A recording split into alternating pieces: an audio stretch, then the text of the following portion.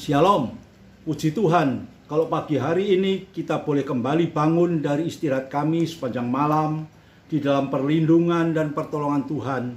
Dan mari Bapak Ibu Saudara sekalian, sebelum kita mulai semua aktivitas kami pada pagi hari ini, kita mohon kemurahan Tuhan lewat bekal kebenaran firman Tuhan. Biarlah pada pagi hari ini Tuhan boleh membekali kita semua dengan firman-Nya. Mari kita berdoa.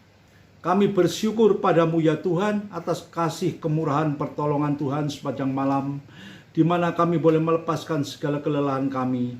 Dan pagi ini Tuhan kami boleh kembali bangun dengan tubuh yang sehat, dengan hati penuh sukacita Tuhan. Untuk itu Tuhan, sebelum kami memulai semua aktivitas kami mohon kemurahan dan pertolongan Tuhan lewat kebenaran firman-Mu Bapa, yang boleh membekali setiap aktivitas kami dari pagi hingga sampai pada malam nanti. Mari Tuhan, berfirmanlah pada kami pada pagi hari ini.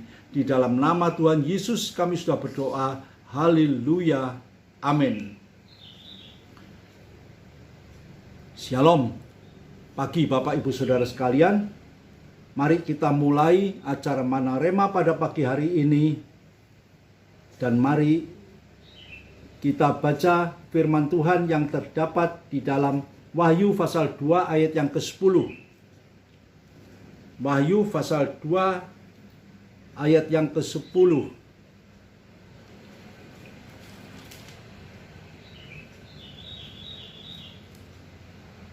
Demikian bunyinya, jangan takut terhadap apa yang harus engkau derita. Sesungguhnya iblis akan melemparkan beberapa orang dari antaramu ke dalam penjara, supaya kamu dicobai, dan kamu akan beroleh kesusahan selama 10 hari. Hendaklah engkau setia sampai mati, dan aku akan mengaruniakan kepadamu mahkota kehidupan. Amin. Puji Tuhan Bapak Ibu Saudara sekalian.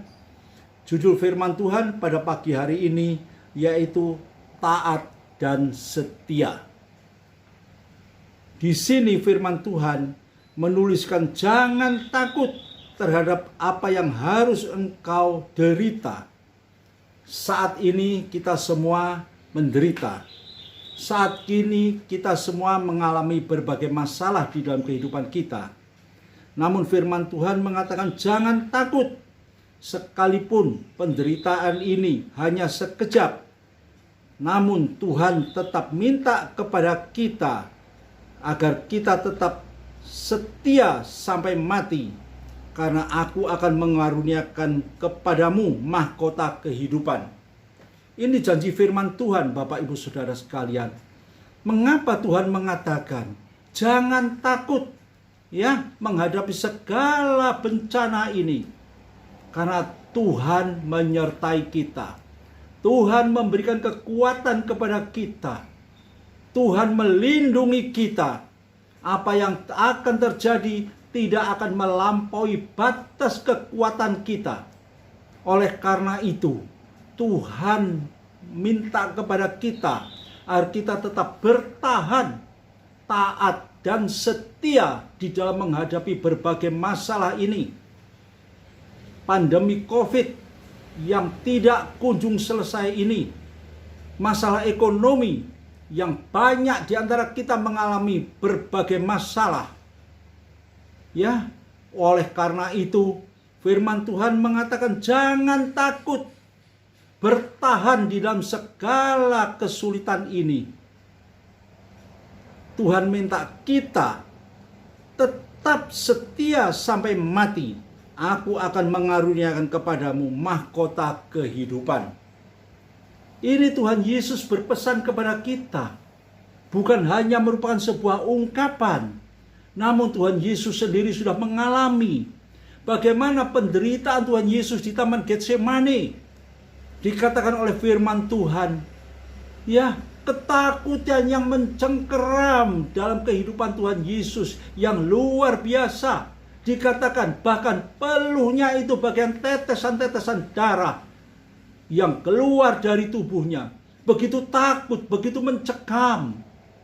Tapi Tuhan Yesus tetap taat dan setia. Bahkan sebuah ungkapan yang merupakan titik kemenangan daripada Tuhan Yesus. Ketika Tuhan Yesus mengatakan di dalam doanya kepada Bapa di surga, Bapa, kalau boleh cawan ini lalu daripadaku, tapi biarlah kehendak Bapa yang jadi. Puji Tuhan. Penderitaan apapun Tuhan Yesus sanggup memikulnya, sekalipun dirasa sebagai satu yang ketidakmampuan yang dihadapi di dalam dirinya. Tapi kesetiaan dan ketaatan itu Tuhan letakkan di atas segala-galanya. Karena Tuhan tahu di balik segala sesuatu ini ada rencana Allah yang indah. Ada rencana Allah yang indah. Setialah sampai mati. Tuhan Yesus sudah memberikan contoh yang begitu indah kepada kita. Mari selanjutnya kita baca di dalam Filipi pasal kedua ayat yang ke-8.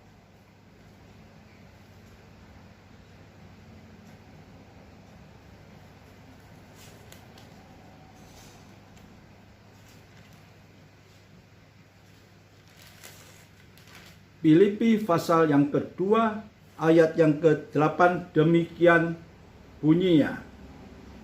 Dan dalam keadaan sebagai manusia, Yesus telah merendahkan dirinya dan taat sampai mati, bahkan sampai mati di kayu salib.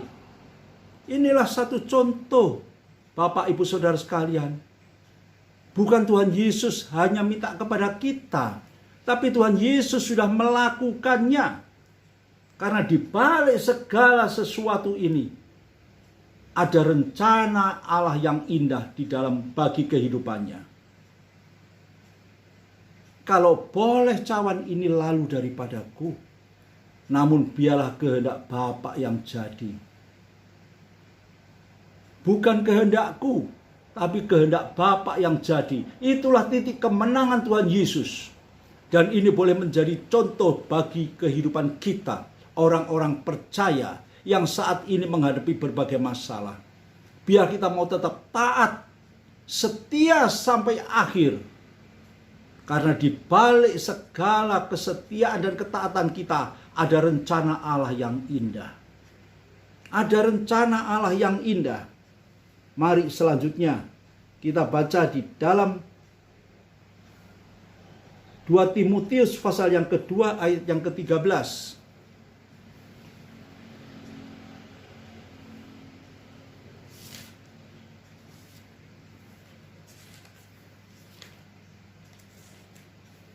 Dua Timotius pasal yang ke-2 ayat yang ke-13. Demikian bunyinya. Jika kita tidak setia, Dia tetap setia, karena Dia tidak dapat menyangkal dirinya. Inilah kasih Tuhan kita yang luar biasa. Sekalipun kita tidak setia karena kelemahan iman kita, Dia tetap setia. Dia tetap menanti dan menunggu kita. Kasih Tuhan itu luar biasa. Tuhan mempunyai satu rencana yang indah, yaitu keselamatan bagi setiap umat manusia. Itulah yang dilakukan di atas kayu salib. Dia rela demi menyelamatkan umat manusia yang pada dasarnya tidak dapat menyelamatkan dirinya sendiri. Kekayaan kita, harta kita tidak dapat menyelamatkan. Tetapi hanya percaya kepada Yesus Kristus, itu ada jalan keselamatan. Sebagaimana yang ditulis di dalam Injil Yohanes pasal 3 ayat ke-16. Demikianlah kasih Allah kepada segenap dunia ini. Barang siapa yang percaya tidak akan binasa, akan memperoleh hidup yang kekal. Percaya kepada Yesus yang sudah mati untuk saudara dan untuk saya. tetap setialah, setia sampai mati. Kalau kita juga dapat melihat di dalam Ibrani pasal ketiga, pasal yang ke-11 ayat yang ke-8.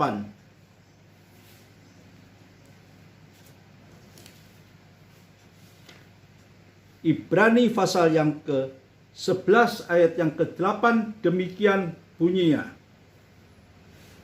Karena iman Abraham taat ketika ia dipanggil untuk berangkat ke negeri yang akan diterimanya menjadi milik pusakanya. Lalu ia berangkat dengan tidak mengetahui tempat yang ia tujui. Lihat Bapak Ibu Saudara sekalian, bagaimana Abraham memiliki iman yang luar biasa. Ya, ketika Abraham disuruh Tuhan dipanggil untuk berangkat ke negeri yang belum jelas, dia tetap berangkat. Mungkin kalau kita disuruh Tuhan, kamu pergi ke satu tempat, kita akan lihat dulu tempatnya baik atau tidak. Ya, tempatnya enak atau tidak. Tapi Abraham bertindak atas dasar iman. Dia pergi sekalipun dia tidak tahu kemana dia harus pergi dan kemana tempat yang akan dituju. Tapi kalau Tuhan yang suruh, dia lakukan dengan taat dan setia. Itulah kunci keberhasilan. Itulah kunci keberhasilan. Oleh karena itu, biar kita mau belajar taat, ya, kita lihat Raja Saul itu setia tapi tidak taat. Ya, setia tapi tidak taat. Setia dan taat ini harus berjalan secara bersama-sama. Lihat Yunus. Yunus setia, disuruh Tuhan pergi-pergi, tapi dia tidak taat. Tuhan suruh dia ke Niniwe, dia lari ke Tarsus. Akhirnya apa yang terjadi? Malapetaka masuk di dalam perut ikan. Oleh karena itu, lewat renungan Manarema pada pagi hari ini, biarlah kita memiliki iman yang teguh. Kita harus tetap belajar taat dan setia untuk melakukan kebenaran firman Tuhan. Karena janji Tuhan ini adalah indah. Janji Tuhan ini memberikan masa depan yang penuh pengharapan. Taruhlah imanmu dalam situasi yang sulit pada saat ini di atas pengharapan hanya kepada Yesus Kristus. Mari kita berdoa. Kami bersyukur padamu ya Tuhan, jikalau firman-Mu pada pagi hari ini boleh memberi kekuatan, boleh memberikan satu kesegaran di dalam iman percaya kami kepadamu. Untuk itu Tuhan, meteraikan Tuhan, taat dan setia di dalam iman kami Tuhan, agar kami boleh tetap melakukan kebenaran firman-Mu. Karena di dalam dunia yang sulit pada saat ini, kami tahu Tuhan, tidak ada manusia, tidak ada satu orang pun yang dapat menolong kami. Tidak ada satu orang pun yang dapat memberikan pengharapan bagi kami. Hanyalah Engkau, nama Yesus yang begitu mulia, nama Yesus yang begitu indah. Itulah kehidupan kami. Terima kasih Bapa di surga. Kami percaya Tuhan, seberapa banyak anak-anak-Mu, hamba-hamba-Mu yang sudah mendengar kebenaran firman Tuhan pada pagi hari ini Tuhan. Kiranya Tuhan mau nolong mereka. Bagi mereka yang sakit Tuhan sembuhkan. Bagi mereka yang kekurangan Tuhan cukupkan. Bagi mereka yang menghadapi berbagai masalah Tuhan angkat segala permasalahannya. Juga kami berdoa untuk bangsa kami Indonesia yang kami kasihi ini Tuhan. Mari Tuhan segera lalukan Tuhan COVID pandemi 19 ini Tuhan dari muka bumi Indonesia. Tuhan pulihkan kehidupan semua rakyat Indonesia ini. Bangsa ini boleh mengalami satu pemulihan di dalam hal ekonominya. Boleh mengalami satu keamanan di dalam setiap kehidupannya.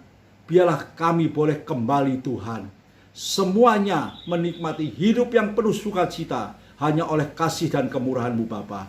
Terima kasih Tuhan, terima kasih. Di dalam nama Tuhan kami sudah berdoa. Haleluya. Amin.